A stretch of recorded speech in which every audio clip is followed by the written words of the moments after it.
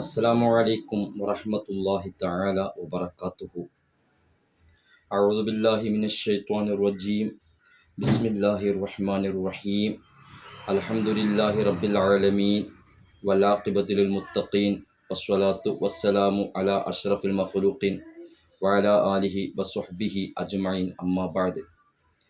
അള്ളാഹു സുബ്ഹാനഹു തആല നമ്മെ എല്ലാവരെയും ഈ പരിശുദ്ധ റമദാൻ മാസം വിജയികളുടെ കൂട്ടത്തിൽ ഉൾപ്പെടുത്തുമാറാവട്ടെ.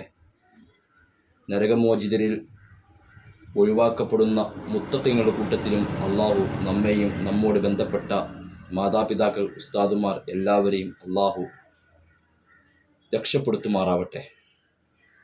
സഹോദരന്മാരെ, വിശുദ്ധ റമദാനിന് നോമ്പ് എന്നുള്ള ഒരു കാര്യം എല്ലാ സത്യവിശ്വാസികളുടെ മേലിലും ബുദ്ധിയും പ്രായപൂർത്തിയും ശുദ്ധിയുമുള്ള എല്ലാ മുഅ്മിനീങ്ങളുടെയും മുഅ്മിനാത്തുകളുടെ മേലും നോമ്പ് നിർബന്ധമാണ്.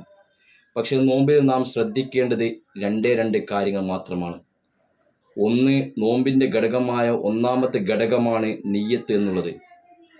എന്താണ് നിയ്യത്ത് എന്ന് പറയുന്നത്?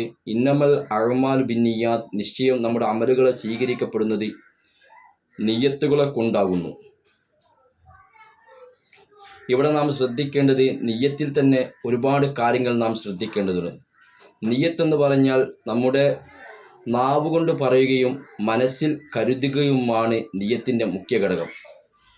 ഇവിടെ നാം ഏവരും നോമ്പിന് നിയ്യത്ത് നമ്മുടെ പള്ളിയിലെ ഉസ്താദ് നിയ്യത്ത് വെച്ചുതരും. നവൈതു സൗമ ഗദിൻ അൻ അദാഇ ഫർദി റമദാനി ഹാദി സനത്തി ലില്ലാഹി തആല. കേൾക്കുന്ന നമ്മളും അതേപോലത്തെ നിയ്യത്ത് വെക്കുകയാണ്.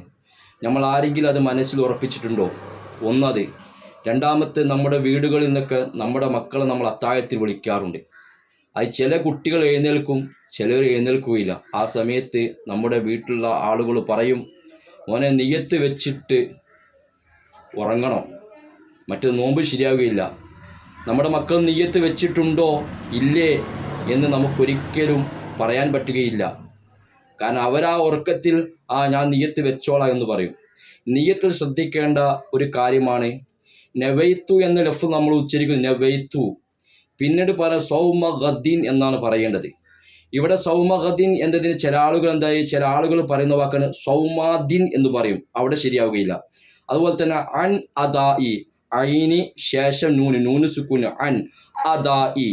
അദാഇ എന്ന് പറഞ്ഞ സ്ഥലത്ത് വരേണ്ടത് അത് അദാഇ എന്ന് പറയുമ്പോൾ നൂന് ശേഷം ഹംസയാണ്. അവിടെ നാം ഒരിക്കലും അന്നദായി എന്നൊരിക്കലും തന്നെ പറയാൻ പാടില്ല.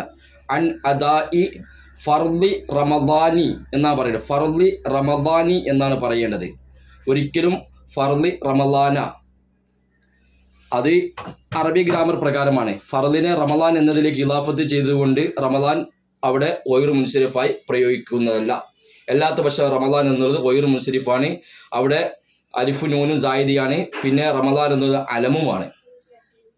ഫർദി റമദാനി ഹാദി സനത്തി, ഹാദിഹി എന്നാ പറയുന്നത്. അവിടെ നമ്മൾ ഹാദി സനത്തി എന്നും പറഞ്ഞു പോകരുത്, ശ്രദ്ധിക്കേണ്ട വിഷയമാണ്.